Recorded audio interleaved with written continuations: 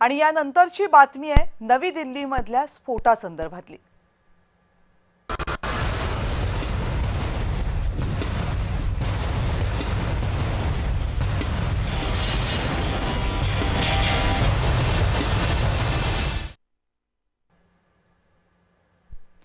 नवी दिल्लीमध्ये 10 नोव्हेंबर 2025 रोजी बॉम्बस्फोट झाला।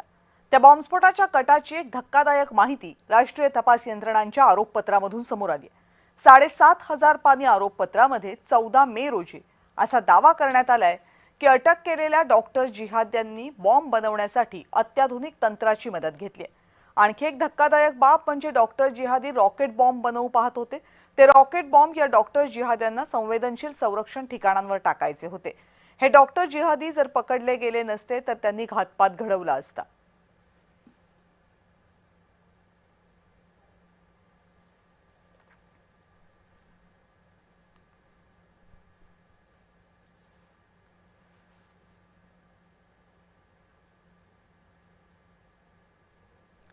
या संदर्भात माजी पोलीस अधिकारी निवृत्त पोलीस अधिकारी धनराज वंजारी यांनी काय नेमकं विश्लेषण केले पाहूयात।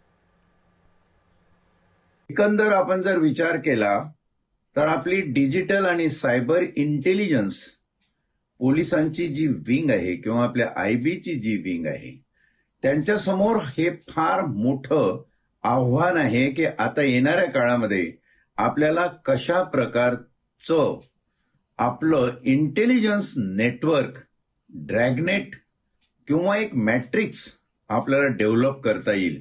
हा खूप मोठा चॅलेंज भारतीय तपास यंत्रणा आणि गुप्तचर यंत्रणा यांच्या समोर आहे। तद्वतच दुसरा एक अतिशय महत्वाचा मुद्दा या अनुषंगाने उजेडात येतो की या ठिकाणी फायनान्स कुठून येतं, हे सगळं करायला पैसे कुठून येतात। म्हणून आपली जी आयबीची विंग आहे financial action task force FATS या विंगला सुद्धा हे खूप मोठं चॅलेंज निर्माण झालेलं आहे।